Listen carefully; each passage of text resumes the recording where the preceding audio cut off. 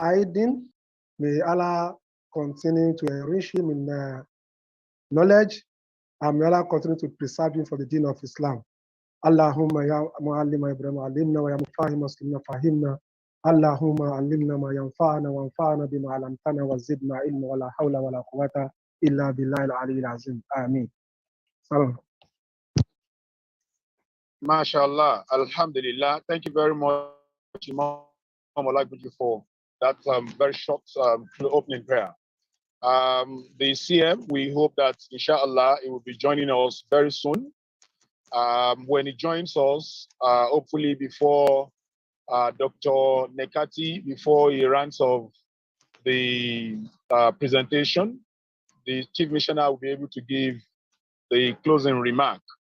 I will still want to call on Imam Olagbuju, who happens to be the chairman of the webinar committee, who has given us the opening prayer, to give the opening remarks on behalf of the Chief Missioner of NASFAT, Imam Marufuddin Abdulaziz Onike.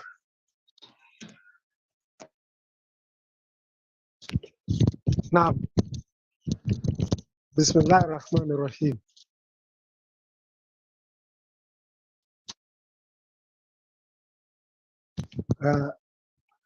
On behalf of the Chief Missioner of NASFAT, on behalf of the National Executive Council and the National Council of Elders, I welcome every one of us to this webinar organized by Nasrullah al-Fati, popularly known as NASFAT. NASFAT is an acronym that Nasrullah al-Fatihi.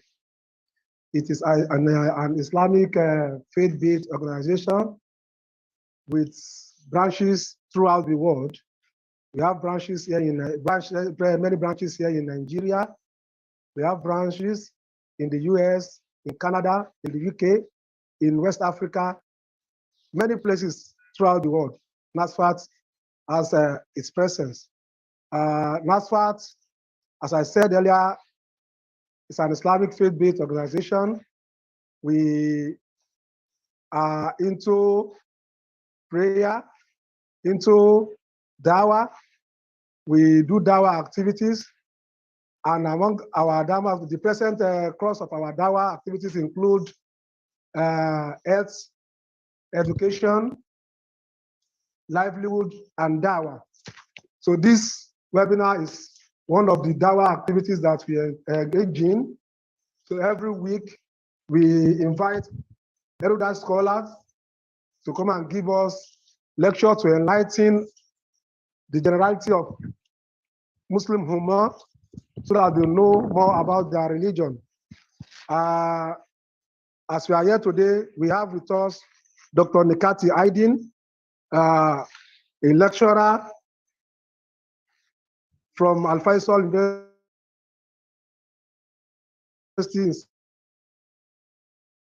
Saudi Arabia. Today, I assure you that we'll be listening to a very wonderful lecture presentation from him, and we benefit a lot from him. So I want all of us, I implore us to be attentive to his presentation so that we can get maximum benefits. May Almighty Allah make it easy for us.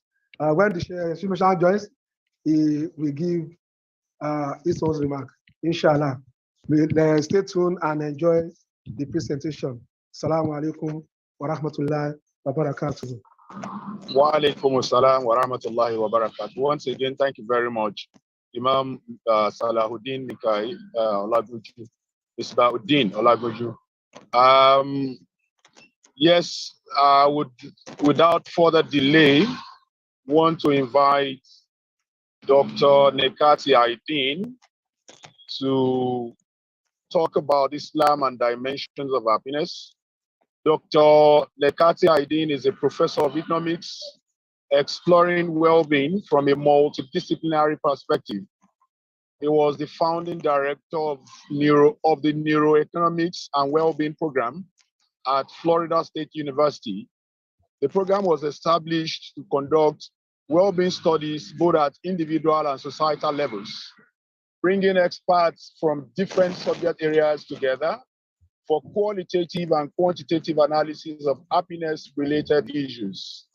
Dr. Aydin has 2 doctoral degrees, one in education and the other in economics. He worked as a researcher for a decade, completing over 40 research projects before embarking on his academic career. He has authored 9 books, translated 2, co-authored 3 books, and published many peer-reviewed articles.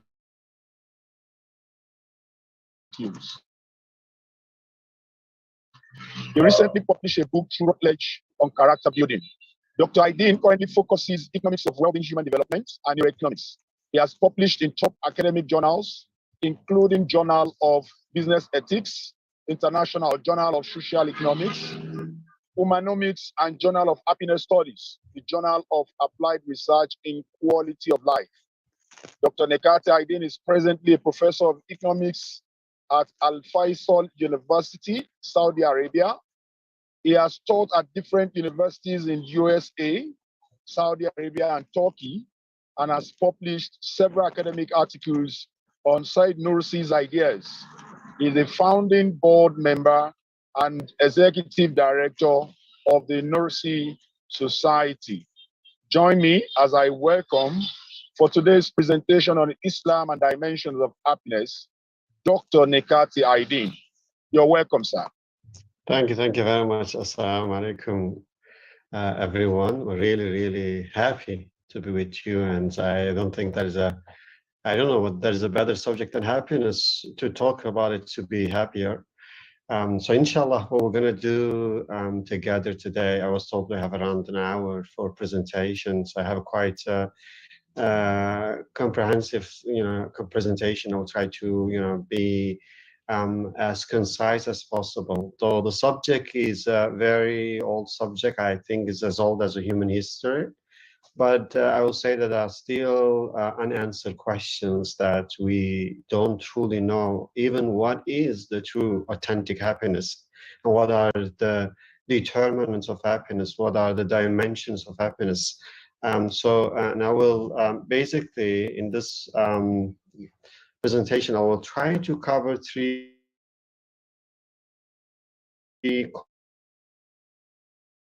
core questions: why of happiness, what of happiness, and how of happiness.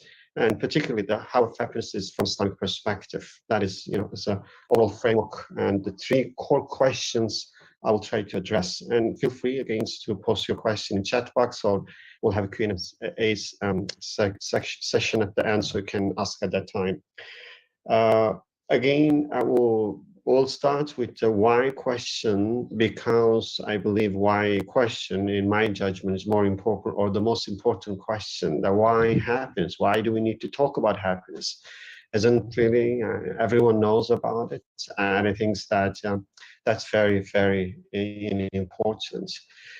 So in a sense that if we really look at it, and I want to really start with in the hypothetical situations, and normally in my lectures I will have a brain exercise on those type of topics, but I want you to at least to have such exercise in mind before we start it, and to understand why we need to really talk about happiness. Now, this is a scenarios presented by Robert Nozick, in his book called Experience Machine. In that book, what he said, imagine a machine that could give you any experience or sequence of experiences you might desire. When connected to this experience machine, you can have the experience of writing a great poem, or bring about world peace, or loving someone, or being loved in return. And you can experience the felt pleasure of these things, how they feel from the inside. You can program your experiences for the rest of your life. If your imagination is impoverished, you can use the library of suggestion extracted from the biographies and enhanced by the novelists and psychologists. And you can live your fondest dreams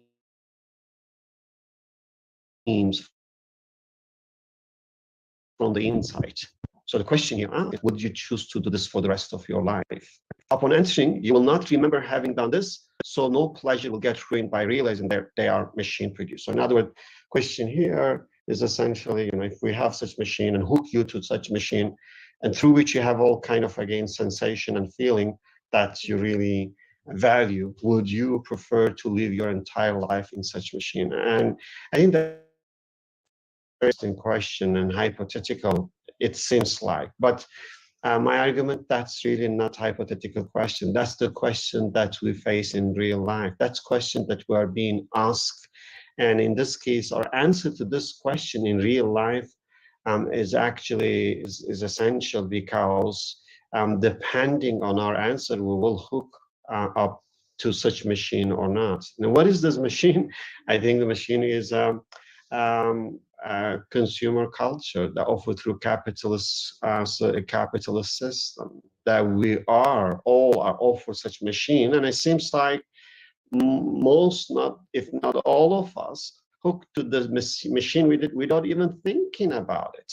So, and because we think that basically, it's that is the way to be happy, and that's the way that we can really maximize our, let's say, pleasure in this life.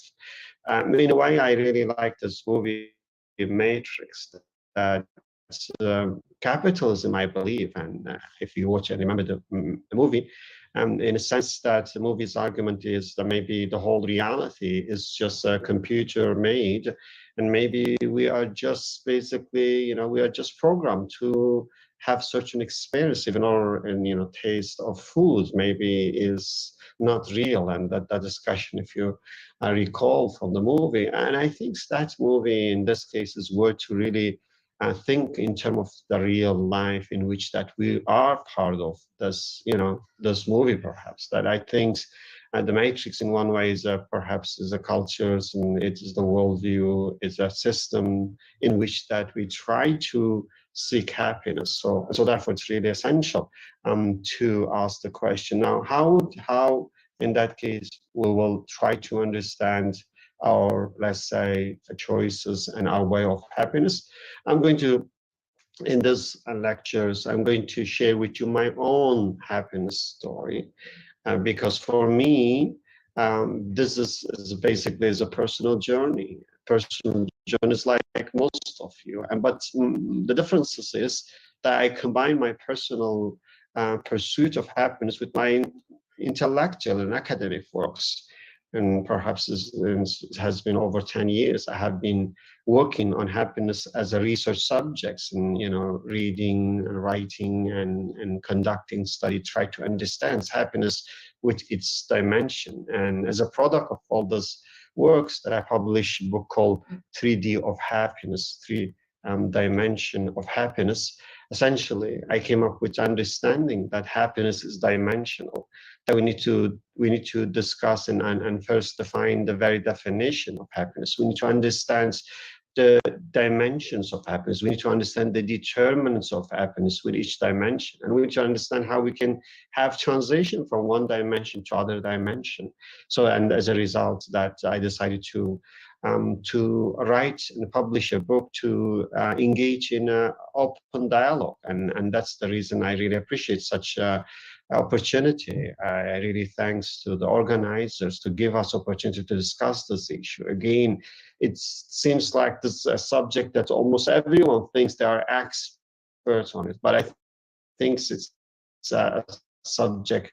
It's very complex subject. It's not that easy, and it's worth of our time and our discussion, and to have better understanding. So my journey, my happiness journey, actually began with having almost nothing. I was born in Eastern Turkey and deprived of almost everything that we consider to be the cause of happiness in modern times. I was at the bottom of 1 percentile, worse than 99% of all people in the world. Again, materially speaking, economically speaking, in terms of the cause that we think that brings the factors that bring happiness. But over 2 decades, my deprivation ignited a great enthusiasm for me to really pursue my dream and to be like those I envied and I thought they are happy.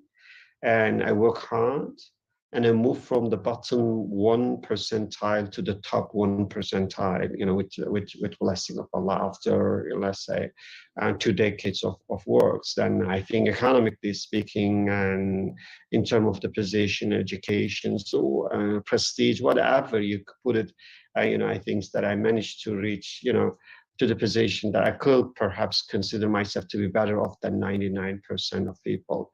Now, well, I could have done it. I could have write a book and celebrate my success and tell everyone, look, how I did it and how happy I am.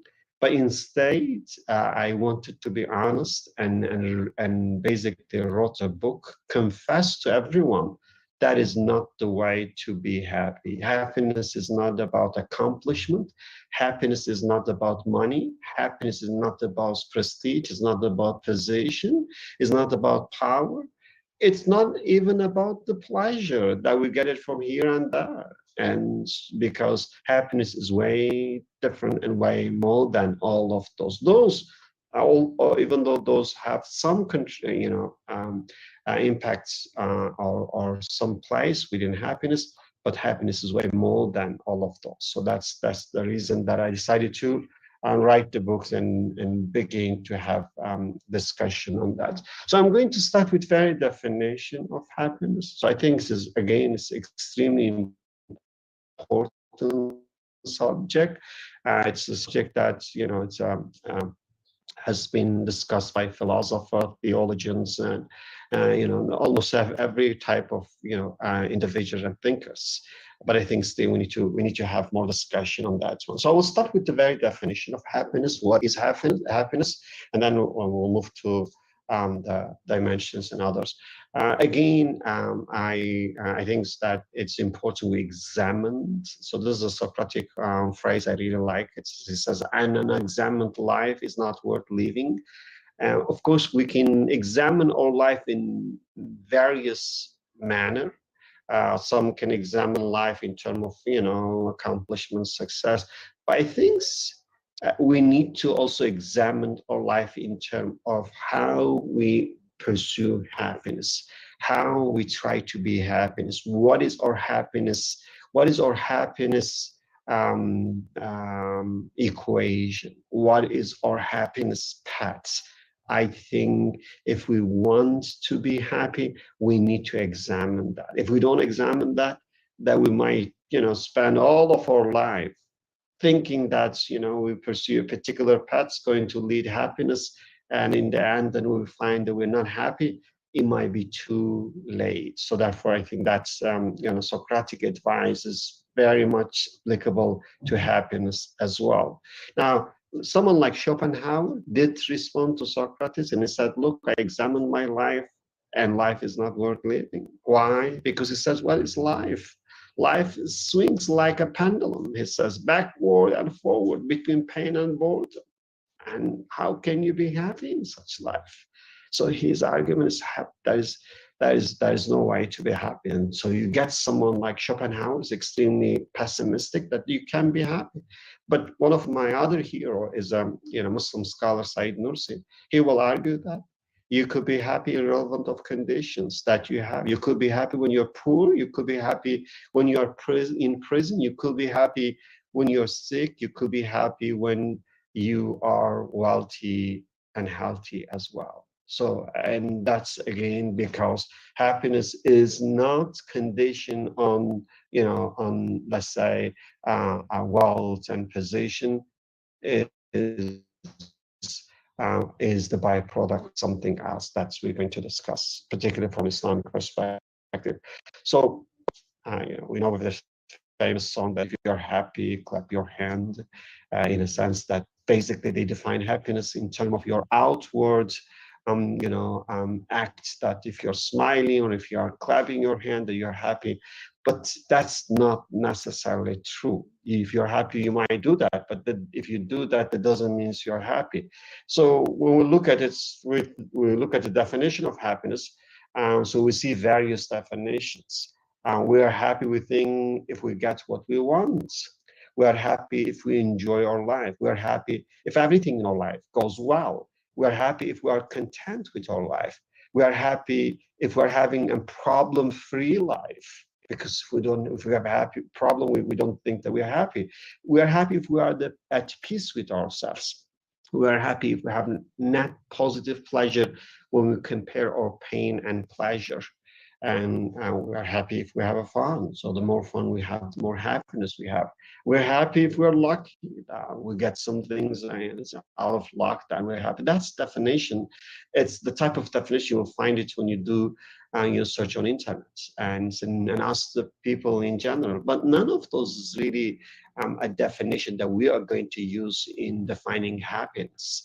That's not happiness. Those phrases mostly express the feeling. It's all about emotional feeling in terms of how you feel under certain circumstances. Our definition of happiness, it's actually different. We think happiness is dimensional. Happiness is dimensional, and we're going to talk about three essential dimensions of happiness. So we think happiness is existential. So in a sense that is basically your happiness is all about, for a human being, it's not about basically what you feel alone, it's about what is your views of existence, what you think about the being, what you think about life, what you think about yourself. That is, again, it's a very core question for happiness. Happiness is relational. So in the sense that how you establish your relationships with everything, for everyone in the universe, including God. So that's, in this case, happiness is relational. And happiness in one way is a subjective that you as a subject experience that, but it's also universal in a sense that there are certain universal elements of happiness that can be replicated. Someone can pursue and accomplish certain happiness, and if we follow the same path, we might have the same subjective experience as well.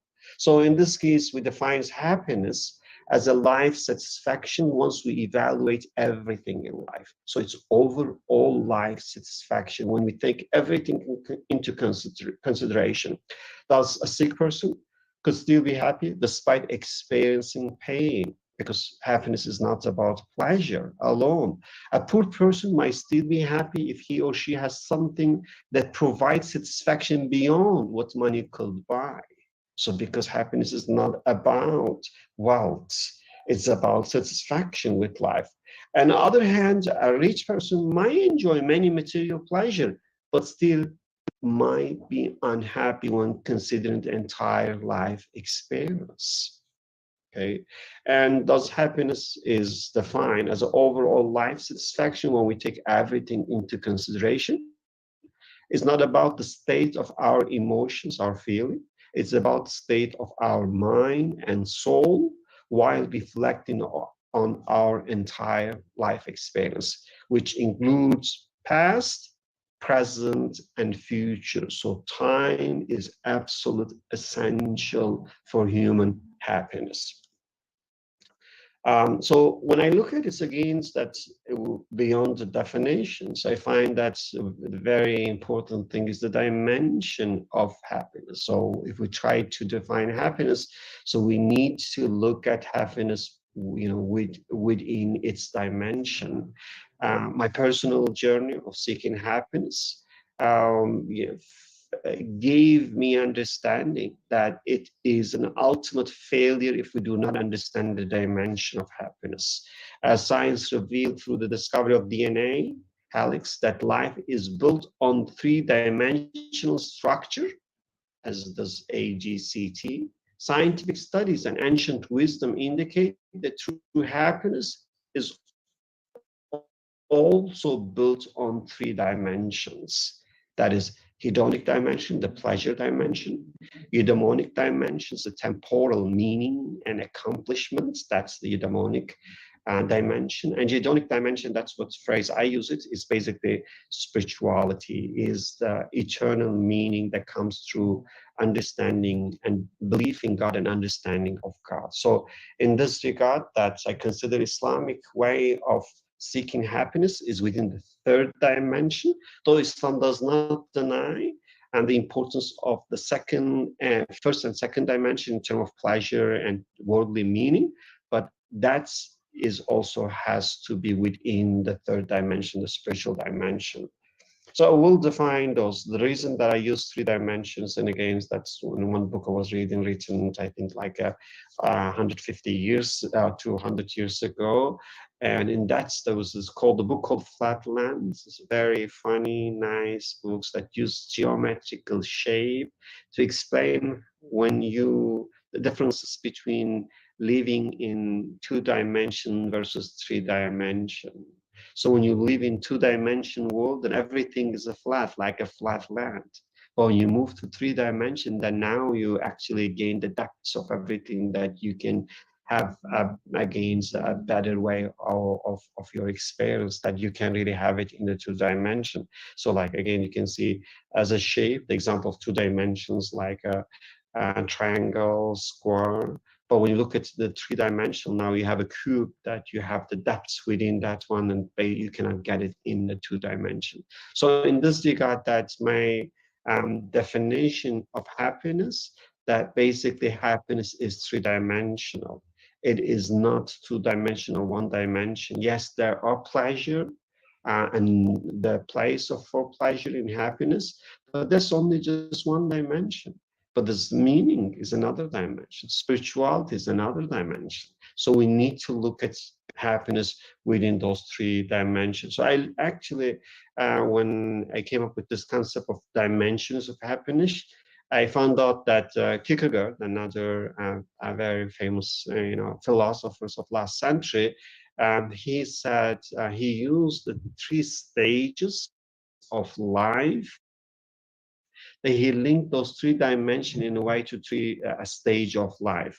That in early life, it thinks that a static stage in which that everyone just seek happiness through pleasure, and an ethical stage, and after a certain age, that morality become important, and you try to seek a happiness based on what is good, what is bad. And he thinks that toward like the end of your life, and then you move to the religious stage in which that spirituality become more important. I think that's the stage doesn't have to be within certain timeline. So you could have a religious stage at very early age as well. But that's against from Kierkegaard perspective, that's part of the life experience and the trend that we see with human. The other metaphors I like it is from Rumi, Maulana Rumi. He used the phrase of goose egg, and so he says that if you put the goose egg under a hen, or you're gonna get it. You're gonna get it basically goose still. But if this goose look at the other, chick and think that I'm just hen, I'm just chicken, and cannot really swim and cannot fly. But if the goose understood that, I'm different, that I have a different ability, and then goose can actually swim and fly. So in this regard, and I think that is what is the difference between human and animal in terms of the dimension of happiness. So once we truly study our nature, and we'll understand that our happiness cannot be complete if we just pursue happiness through pleasure, like animal, through eating, drinking, playing. That's animals do as well. We have other dimensions that we need to utilize them and unleash those dimensions to reach a higher level of happiness. So what I find out through my own experience, that basically that in the hedonic dimension, particularly the pleasure dimension, it's both we try to seek happiness through having, doing, loving, being. So those are, I call it the determinant of happiness at the pleasure dimension. So we think that by having, a brand new car, as beautiful house, now we can be happy. Or by, let's say, doing something, you go and, so let's say, travel, you watch movies, you do some fun activities, then now you become happy. Or you think that by, being something and gaining recognition from the other and gaining their respect, you'll be happy.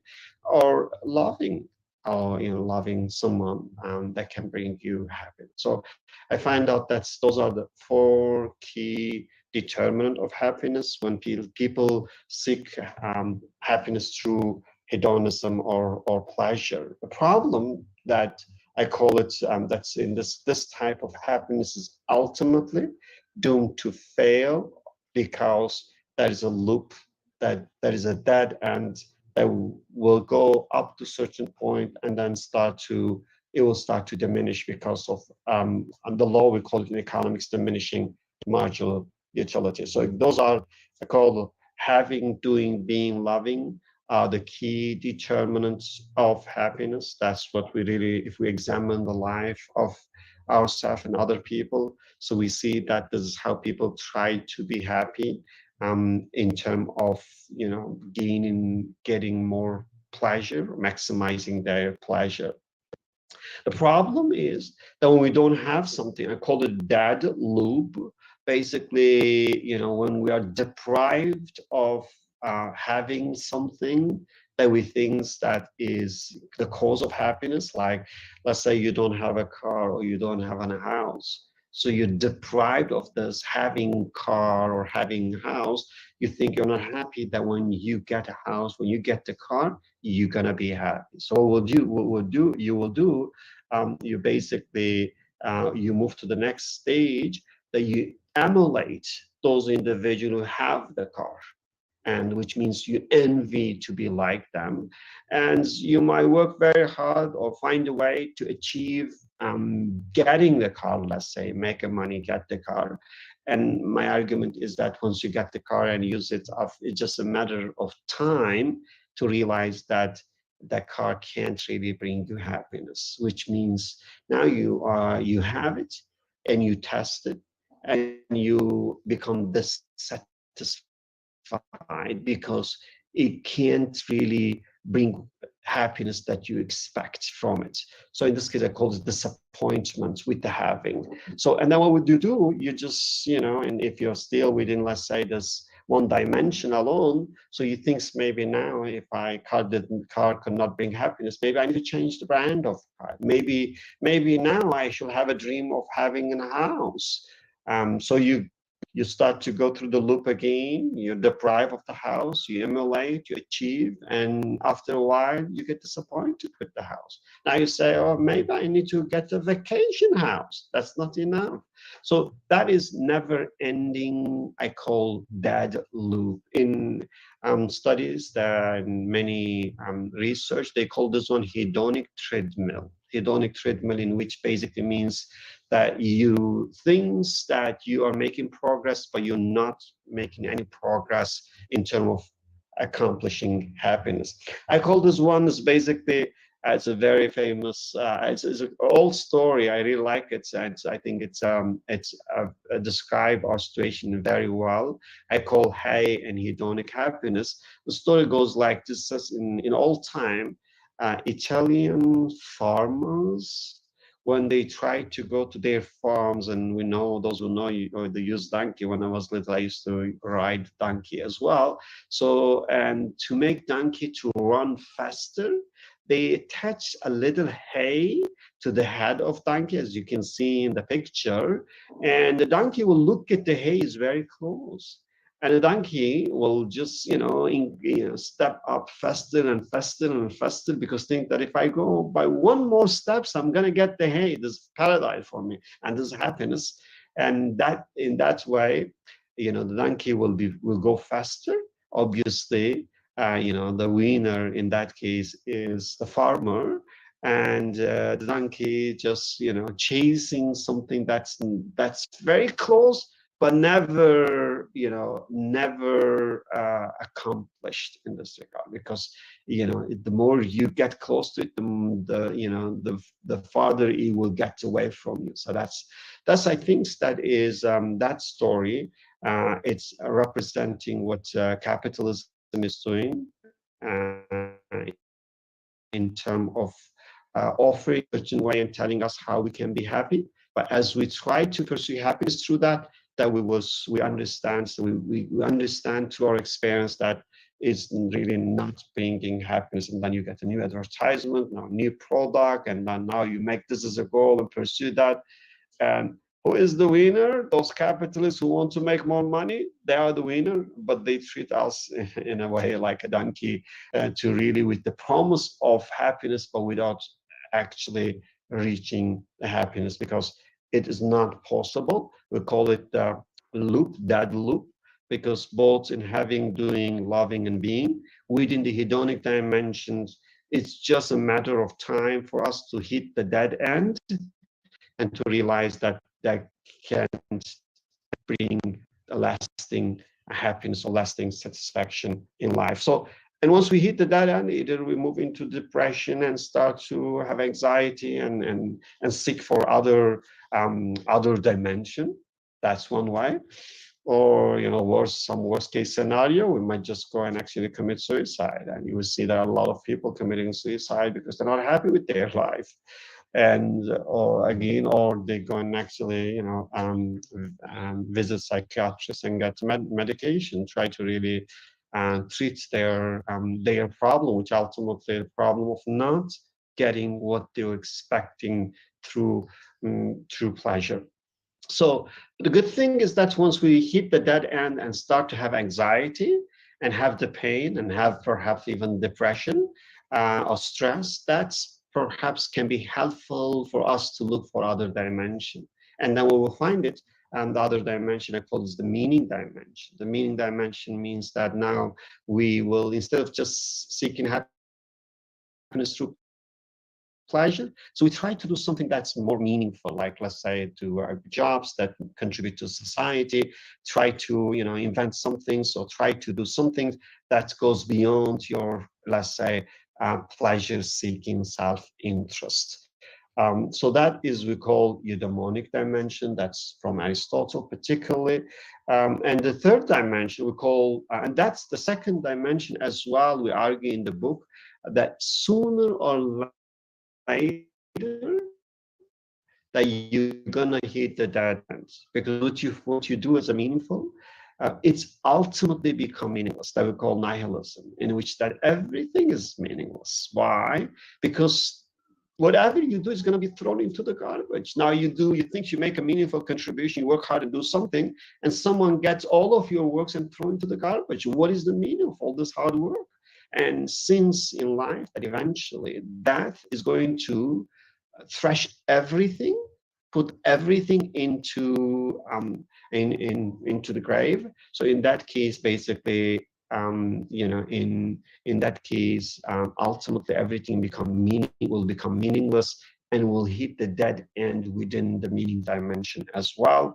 And that could be opportunity. If we look for other dimension, then we call it the spiritual dimension or God-centered dimension. I call it Geotonic Dimension. In this dimension, basically I put it fate, not just an additive term as an addition to the existence, pleasure, and meaning. I add the fate as a multiplier, which means that fate affects everything, including our pleasure, including the meaning in our life. So in that case, if fate as a multiplier is equal to 0, ultimately everything is 0, because multiply is 0, everything is 0. But if a fate is as a multiplier, has higher value, that will affect the pleasure and the meaning as well in your life. So therefore, I think that from Islamic perspective, faith or belief in God and understanding God is a multiplier for happiness in terms of both meaning and pleasure as well. So in this part, I'll try to explain how of happiness in Islam based on the third dimension, the Hedonic dimension, the spiritual dimension, because I think that in the Quran, the entire happiness model is summarized in very, very short verse. It says, Bismillahirrahmanirrahim, بذكر الله تطمئن القلوب. It's repeated more than once in Quran. ألا بذكر الله تطمئن القلوب. Basically says that with nothing else, but only dhikr of Allah, which we'll deal with this. We'll explain it in terms of zikr, remembrance of God means means understanding, means belief of God. And in this case, once we have the understanding, connection with God and understanding of God, communication with God, that is going to bring a true satisfaction, irrelevant of the life condition that we will have. So in this regard, and I remember quite well, once I was having discussion with one of an atheist friend in US, and he was asking me and telling me that what is the benefit of believing in God for you? That he was saying, as an economist, so you spend like maybe at least 1 hour every day on some things related to your belief, but you don't gain anything out of this one. And his question was, does God do anything to you, particularly in this world, because of your belief? Okay, I think that was very, a good question in a way that, to things what we gain from the belief, it's really essential to ask such question. And my answer is that indeed we get many, many things, and everyone get it, but maybe they're not aware that the belief is actually helping us to realize what we'll get through that. So I will try to explain what we gain it. So in this regard, it's really essential when we put in spiritual dimension, we put God at the center of the happiness, the source of happiness, the cause of happiness. Then in this case, we need to define what we mean by belief in God. So belief in God here is not about, knowing the existence of God. Belief in God is the ma'rifatullah, is knowing God. Yeah, and knowing is basically knowing who He is. So in this regard, that belief is not just, let's say, belief in this regard, in an ideal sense, it's not just an idea that you have that there must be a creator of the universe. The belief in a true sense is a connection with God. So it's intisab, which basically means that you are certain about God. Not only that, that you find a way to connect to God, and you find a way to communicate with God.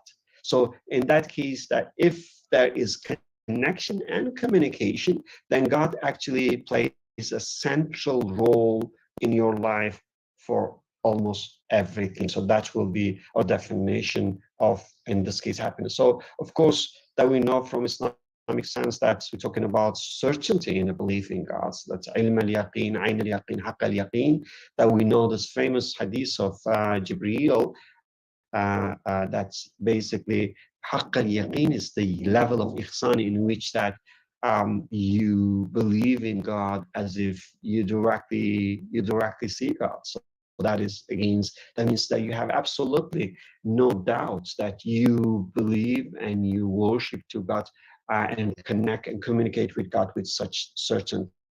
So, and that's basically very essential for the spiritual dimension. So it's not about just an idea that there's God out there. It is the certainty in the belief in God and its connection and communication with God. So in this regard, we define Hedonic dimensions based on the belief in the existence of God and the hereafter. So knowing, meaning, and believing are the necessary element of happy life within this model. So by knowing, we means realizing. So realizing the ultimate reality behind what we observe, realizing who you are, realizing what are all these things, what is the meaning of everything, why am I here? So in this regard, basically, belief is not just accepting or rejecting something. Belief is a way of seeing and realizing and understanding everything, including your own self. So we define happiness in the spiritual dimension, Gedonic dimension, as an inner tranquility achieved through remembrance of God, based on the verse that I recited.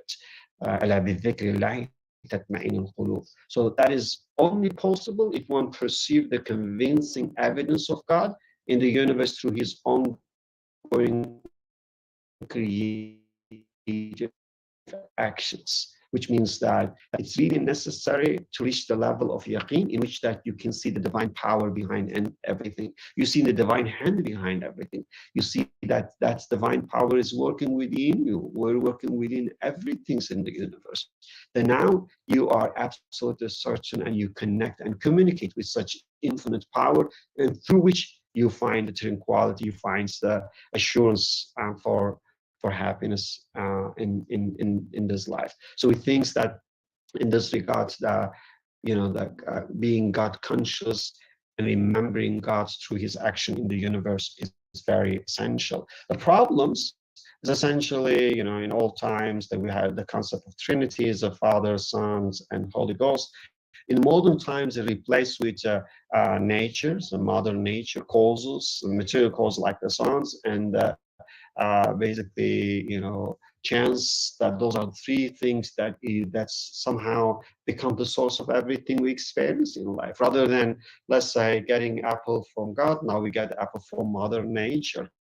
Rather than thinking that the milk comes from God, that we think milk actually is coming through cows and camels and goat and sheep. So that's basically giving, in this case, that type of understanding. It's what called the modern type of shirk, in which that we take away God from the universe, that God maybe is just, initiate all of this causal mechanism at the beginning, and now he's on vacation. That type of God is not the type of God that we actually understand from Quranic perspective. So that is, again, is very essential to really put God at the center of everything. Nursi, as I mentioned, this is one of our really an interesting figure when he focused on happiness. His argument here that essentially he says that his argument is that the problem in the modern times, that we divide the works of God amongst the false idols, and we give the works of God to nature and cause and chance. As a result, that we don't really see how God is working within everything, and therefore we don't really get connected to God and put God at the center of our lives. So what we call it the secular worldviews, which defines how we understand being, how we understand ourselves, how we understand knowledge, how we understand human nature, how we understand the purpose of life, and if there is any, and how we understand even what is good, what is bad. And based on that, when we look at it in modern times, that's all defined based on the secular worldview. And then now with the secular worldview is a promising, paradise through power, pleasure, and praise. So, and using technology and telling us that if we really, if we gain more money and have more prestige, and then now or gain more power, then we can accomplish or build paradise in this world. And in this regards, it's basically, this rather in modern times, rather than, looking spirituality or Holy Kaaba as the source of happiness. So we look in Hollywood and we look in the hedonic way as a source of happiness. And that's unfortunately, it's true for Muslims and non-Muslims as well in general, because that's what is really the message that we receive is all about power, is all about pleasure, is all about fame and praise, like you get it on social media, and this is going to bring you happiness. But Nursi's argument in his tafsir of Quran, and they call it Rasail Nur, and he argues that basically there is no way to accomplish happiness beyond the path of faith, because he argues that that you will enter Jannah and Jahannam based on your choice in this world before going to the hereafter. So his argument is that basically, if you truly have verified belief, you will start to benefit from your belief by living a Jannah type of life in this world before going to the actual Jannah in the hereafter. if you stray from the Quranic path, he argues that you will start to have the hell type of um, life in this world before going to the hellfire. So Anusi put a lot of emphasis and saying that Jannah is not about happiness, is not about what you will have in Jannah only. Happiness is also what you will find when you practice your faith in this world as well. And it's really interesting. Nursi came to this understanding when he was somehow following, let's say, the pleasure and meaning and having, being very successful and having, being at the peak of his career and having an opportunity to live in the best place in Istanbul. At that time, he reflect on his life and he realized that what is offered in a modern time as the source of happiness is bringing the misery to humanity, not the true happiness. And he realized that it's not the house, it's not the career, it's not the power, it's not the money that's going to bring you happiness. It is your relationship with God, is your understanding of God, is your understanding of the reality of the life and the meaning of life and the choice that you make accordingly. So therefore, he said that he examined his own life, that well, everyone was envying to be like him because he was very successful person. But he said that basically he realized that is not the way that you should envy people, because the world, no matter how great it is, can't be the source of ultimate satisfaction for you, and therefore you can be happy if you're just working for this world. So he used this phrase that the accomplishment is like breakable glasses, and everything regarding God and eternal life is like a diamond. And he was puzzled that in modern times, that because of the consumer culture and marketing of capitalism, that many people are giving up the diamond like a fade and trying to, seek happiness through breakable glasses. And his arguments, look, no matter how shiny the glass is, you should know those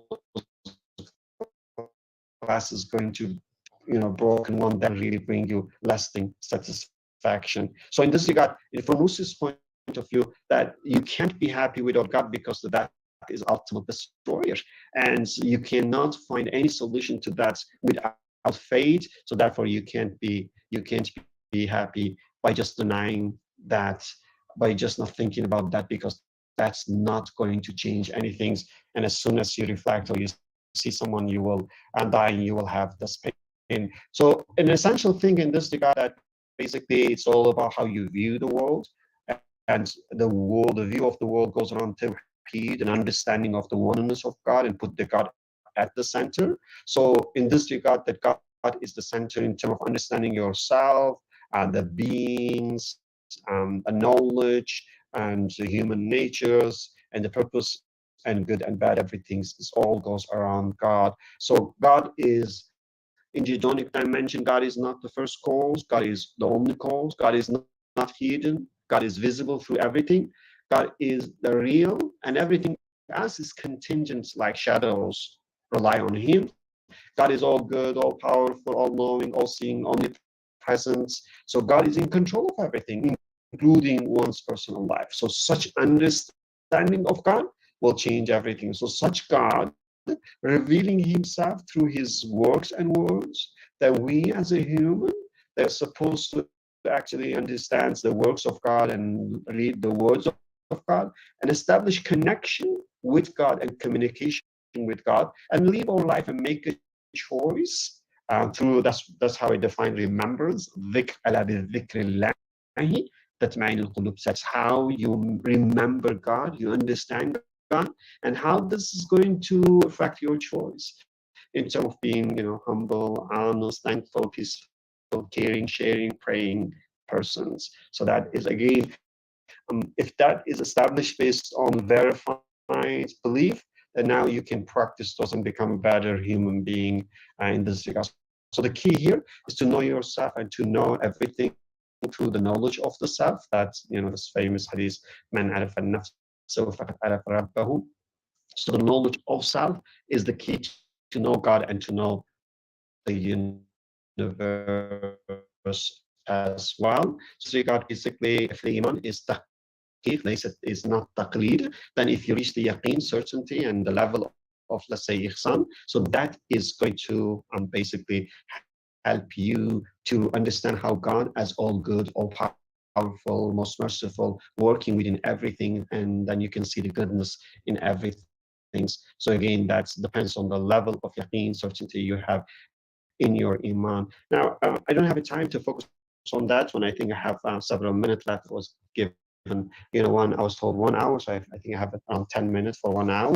So in this regard, it's one of the key concepts that Nursi utilize to really help us to have the understanding and certainty, understanding of God and certainty in believing in God, is the concept of ma'na harfi and ma'na ismi and ni and nazar. So this concept based Nursi says that based on the Quranic verses, that basically everything's are like ayah, and God is revealing himself to us through everything. Now, iqra, and when we go based on Surah Al-Alaq, the very first verses reveal, that means we should read everything like a meaningful statement from God. So we should see how God is revealing himself, is showing himself through the cloud in sky, through the stars in sky, through the plants on the ground, through the sea, and through everything around us, including the event in our life. So if we gain such perspective, if we can look at through such glasses that Nursi will call the Ma'na Harfi perspective, then in that case we can actually see God working within everything. So that lens, that glasses is going to change everything for us, will help us to see the reality of everything, will help us to see how God works within everything. So in this regard, from Nursi's point of view, happiness is not about possession, it's not about position, it's about perception. It's all about which kind of glasses you have. If you have a right, nice glasses that based on the Quranic worldview, which can help you to see the reality of everything, that is, and to see how the divine power and mercy work within everything, then now you can actually find the goodness and happiness within everything. And this belief, Nursi says, is like a dark pair of glasses, which shows everything ugly and frightening. And a dark pair of glasses, again, we know, Quranic term is that basically iman is a nur, and this belief is darkness, a dhulma. So in that case, the Quran is basically saying, inviting us to move from dhulma, darkness, to the light, to the nur. So that is about the perspective that we have. So and against that, if we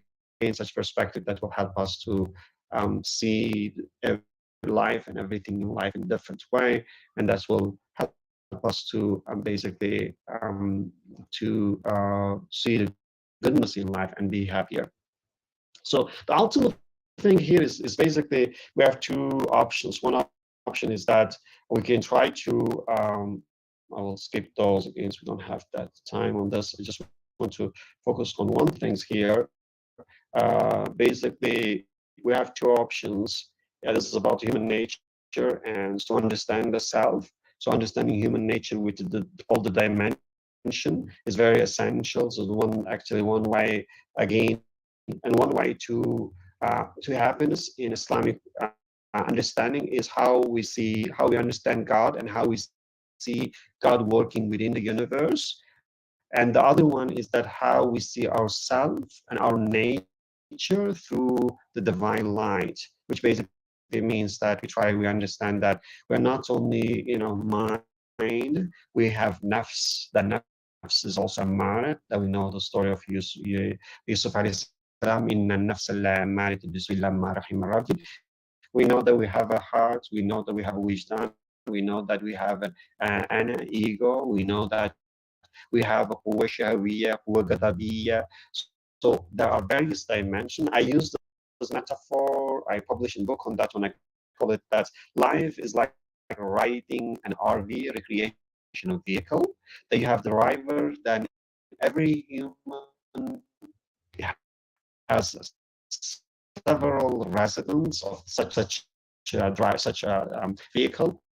So you have the driver, you have the elephant, the showman, the king, and wazir, the judge, and the dog. So in this case, those are the key residents of human RV. So the free will, I call the driver, and the heart, qalb, I call the king, and wijdan, the conscious, I call the judge, the mind, and aql, I call the wazir, and nafs, I call it the elephants, and the self-centric ego, I call it an ana, or the showman, and the oppressive ego, I call it the dog, and quwwa ghadabiyya in Ghazali. So in this case, that happiness is basically how you derive your RV, how you manage all these things. How will you manage your evil side and angel side in a way, in a harmonious way? How you try to handle the desire from, let's say, nafs versus the desire from your heart. So in this regard, that in economics, when we say from Adam Smith's perspective, when we look at humans with self-interest, there are questions: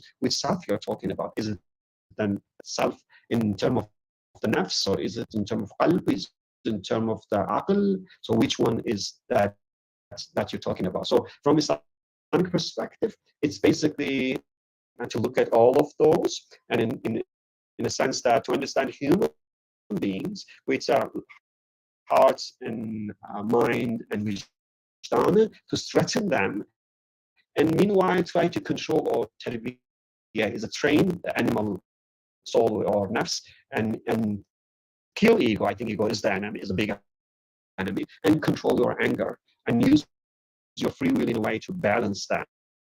As a result, to reach insani kamil, or human excellence, spiritually, intellectually, morally, and then basically the well-being or happiness will be the byproduct. So therefore, the two concepts in Quranic sense is taqwa and amal salih. So taqwa is tarbiyah in terms of how you can control your negative side, your evil side, your animal side.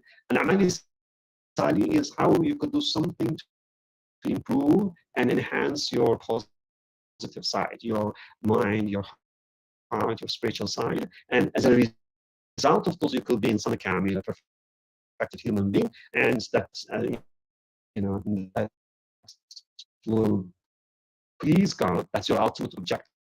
And the byproduct of this is being happy in this world and in the hereafter. So in this regard, the objective is very different than the secular one from Tawhidi perspective. And the model against that I had put the comparison there, so I can share this slide for those who want to see that. So but when we look at the ultimate outcome, we see in the secular worldview that anania can reach the level of narcissism. I think we see a lot of examples, and Trump is one of the best examples. And the Trump is, I think, they reached the peak in narcissism. And nafs, again, hedonism, that basically it's feeding nafs through following its desires. And again, it's then hard to look at it in secular paradigms. There's no atheism, no belief in God, or theism, that God is only the first course. Against that, we see nihilism, despotism, idolism. Those are basically is within the secular world view, that how we destroy human being, we turn them into something that's perhaps even worse than animal in Quranic term. But in Islamic sense, in Islamic worldview, ana should be Abdullah, and nafs should be trained to the modesty, to the iffah. Heart should be satisfied through love of God, muhabbatullah, and mushahadatullah. That's what can happen in Jannah. And wijdan should be satisfied through fairness in action and justice. Mind should be fed through the knowledge of God, ma'rifatullah, and hikmah, and understanding the wisdom of God in the universe. And other emotion like ghadab should be controlled, and like shaja'a is the ideal one, and budia. So ultimately, that there should be basically a balance to control the evil side and to improve the good side. And that's, if you use the Ghazali terms, to bring everything into balanced way, or wasat, rather than go to, stay in if the feed or go to ifrat. That's all both the excessiveness, and as a result, against that's basically we reach to the level in Sonic Kamil that you become alim and arif and hakim and abid and fadl, which basically means that you know the truth, you know the reality, you have the knowledge of what is the truth, what is the reality of life, what is the reality of the meaning of life. Arif, that you know God, you establish connection and communication with God. Hakim, that you know the wisdom in the works and the words of God. That when you study the universe, that's Hakim. Abid, that basically you submit to God and you know everything is in full submission to God, as in the Quran was when God told Ibrahim salam submit, so that is against similar as an expression of the highest level of submission is an abd. Fadl is basically fadil, is knowing what is right, what is wrong, and live your life accordingly. So finally, essentially, when we look at it, we see in modern times that we offer many things. We're told that you can be happy through more. Ironically, more is less. The more we have it, the less we become satisfied. It's very, we in modern times, the system provides us opportunity to have more and more, but we are becoming less and less happier. And we have actually in the book we discuss and provide many evidence, empirical evidence of this one. And from Quranic perspective, is actually happiness in Geotonic dimension and spiritual dimension is possible through one alone. You don't need to have even 2, 3, 4. One is sufficient.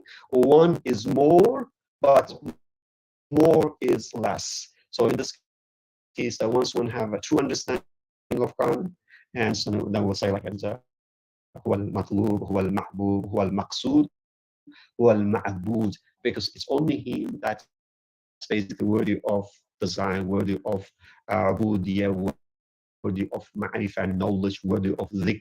So and that becomes the essence of everything for a believer. So through him alone, ala bidhikrillahi tatma'in al-qulub. So one becomes sufficient, while in modern times, that's basically what the materialist capitalist system is offering, that to be happy through many other except God, which basically which is a dead end, which is not possible, because human as a mortal creatures can't truly be happy as long as they face the ultimate death, which is inevitable for every individual. So if through God that we can find a solution to that, if through God that we can get our desires for eternity, then if through God we understand that everything is actually that we experience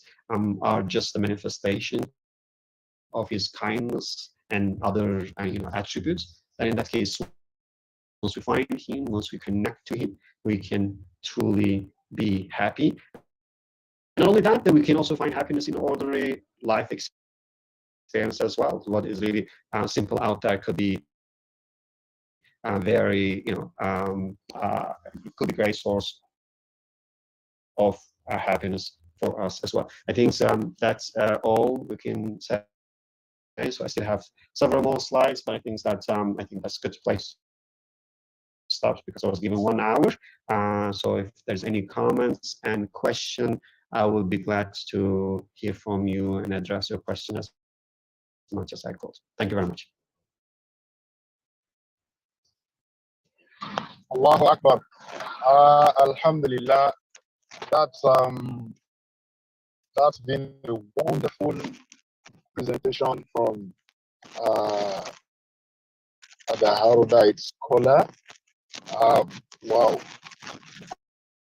I was looking at the Q&A box, looking at the chat box, hoping that people would ask questions, but I just can't find one there. And just like mine, whenever I feel like putting a question on the Q&A box, your next slide answers the question. This is wonderful. Jazakumullahu khairan jaza. We really appreciate this submission with this wonderful presentation. The Almighty Allah reward you abundantly. May Allah count these as part of your goodness in this world and the